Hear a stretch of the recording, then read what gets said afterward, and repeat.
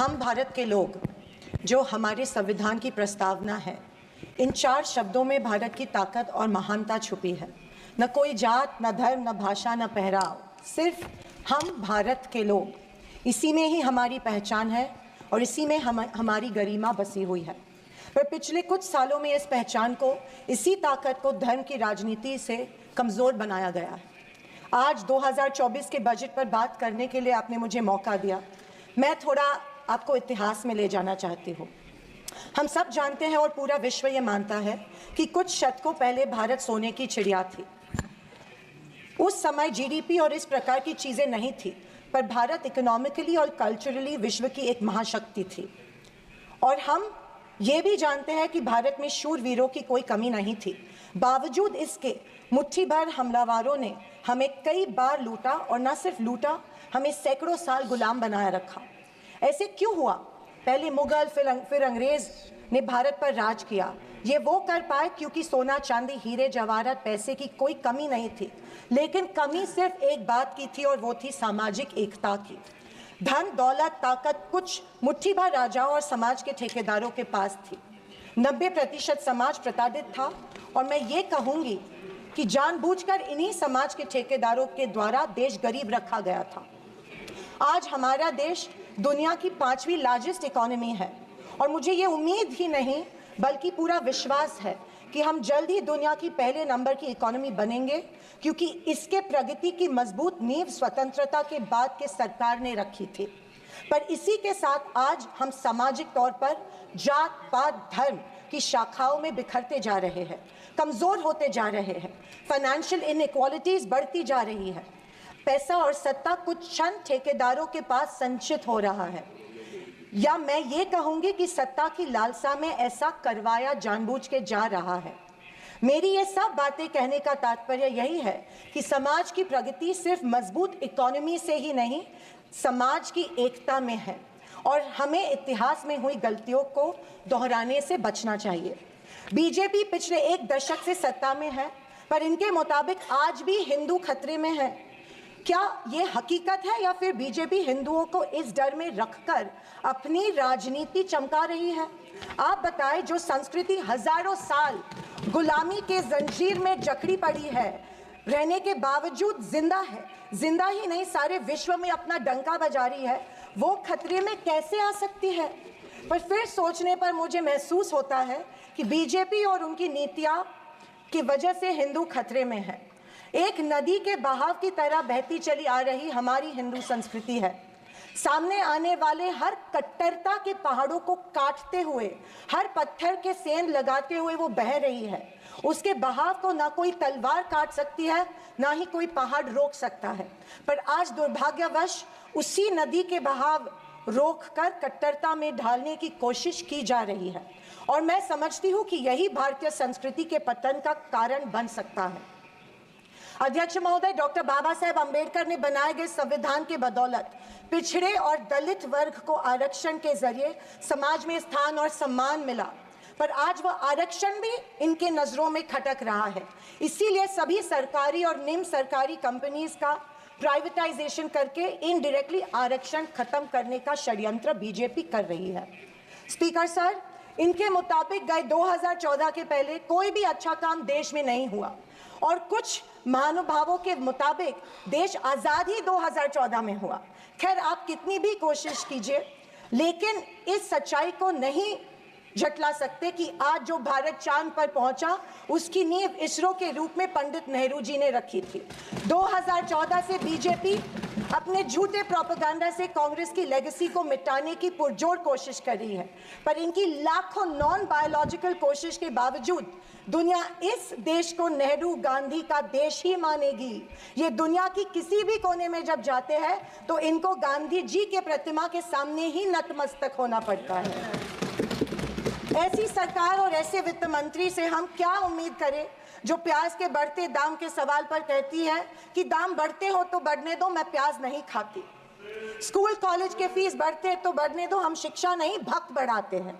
पर फिर भी जनता की प्रतिनिधि होने के नाते मेरा दायित्व है कि मैं लोगों के प्रश्न इस सदन में समक्ष पेश करूं।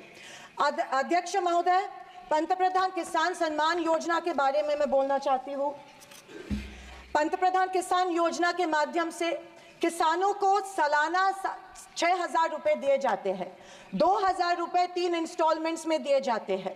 2,000 रुपए दिए जाते हैं, लेकिन 18% फर्टिलाइजर्स के सैक पे उनको जीएसटी के माध्यम से देना पड़ता है।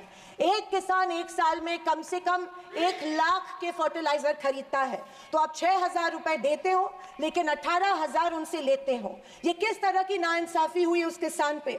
आप मजाक उड़ा रहे हो उस किसान का। 6,000 रुपए देते, 18,000 रुपए जीएसटी के माध्यम से लेते हो। जब यूपीए की सरकार थी तब फर्टिलाइजर्स और औजारों पे से जीएसटी एग्जेम्प्ट की गई थी। मेरी मांग है कि 2,000 रुपए का जो अमाउंट है, जो 6,000 सालाना मिलते हैं, वो बढ़ा के 12,000 किए जाने चाहिए। अध्यक्ष महोदय, किसान सम्मान योजना, मेरे कॉन्स्टिट्यूएंसी में करीबन 50,000 लोग इस योजना से वंचित है क्योंकि इसको अप्रूवल्स नहीं मिल रहे हैं। जब वो मंत्रालय में जाते हैं और पूछते हैं हमारी योजना को अप्रूवल को क्या हुआ, वो कहते हैं कि दिल्ली जाके पूछो, हमें नहीं पता है। तो किसान योजना, किसान सम्मान योजना का इंटेंशन क्या है? या तो किसानों को फंसाया जा रहा है किसान योजना के माध्यम में से।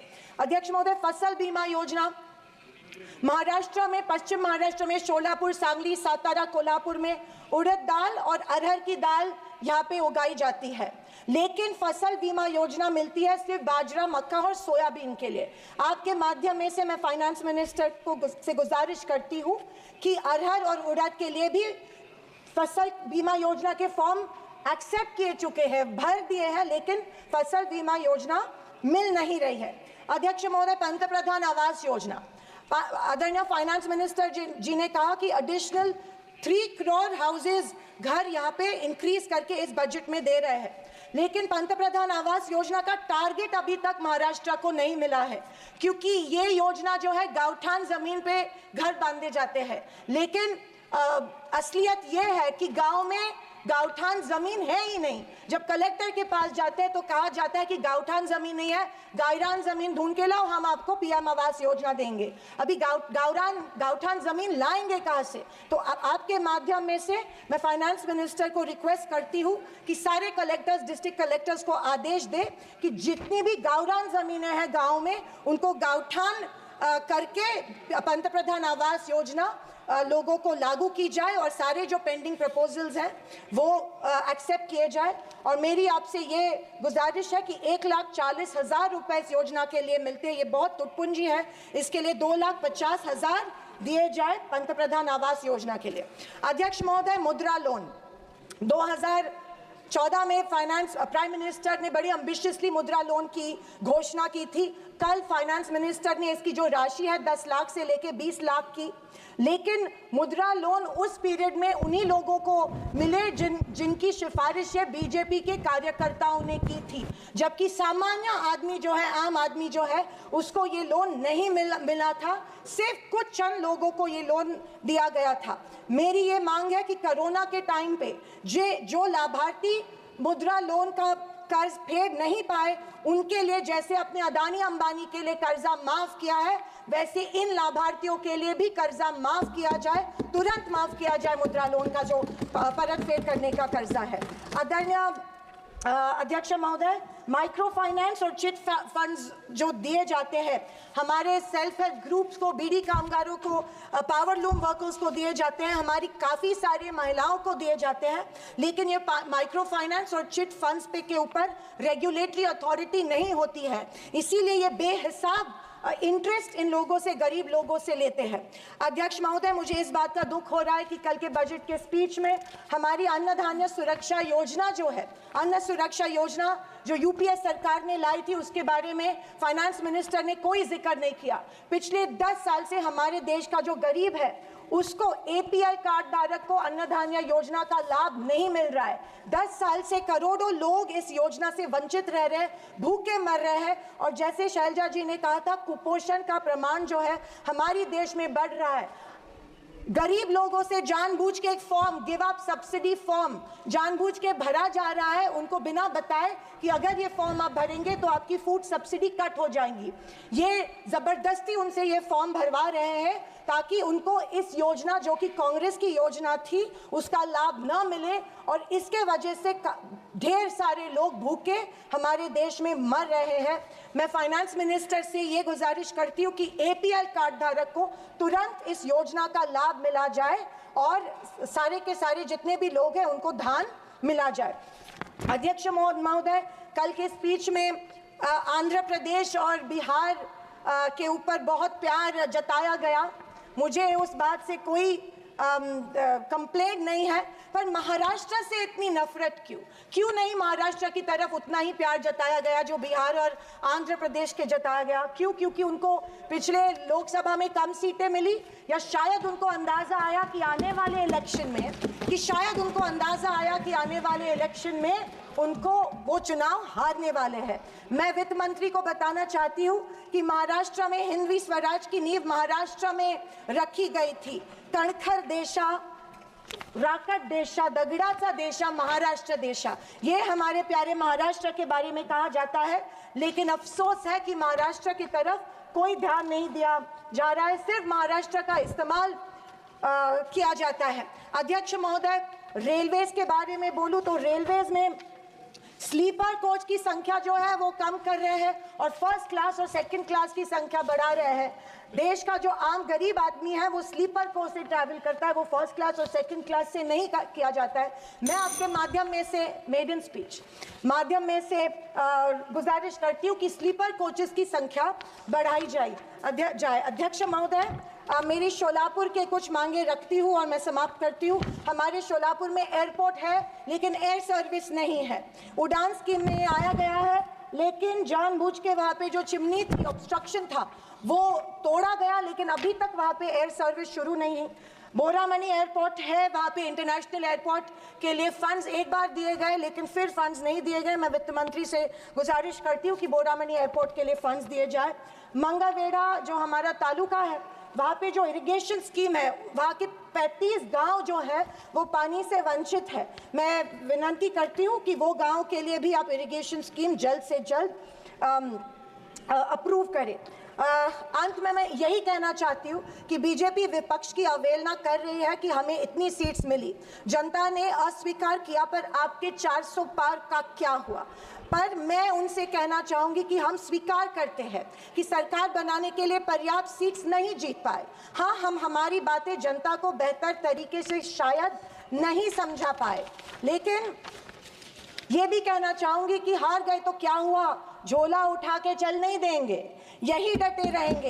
एक मजबूत विपक्ष के रूप में भारत की जनता की आवाज बुलंद करते रहेंगे, सिर्फ और सिर्फ इस देश के लिए और इस देश के जनता के लिए। और आखिरी कुछ शब्द कह के मैं समाप्त करना चाहूंगी कि सत्ता की लालच में न फैलाओ समाज में ध्रुवीकरण का रोग। सत्ता की लालच में न फैलाओ समाज में ध्रुवीकरण का रोग, आपकी हस्ती मिटा देंगे हम भारत के लोग। जय हिंद, धन्यवाद, जय महाराष्ट्र।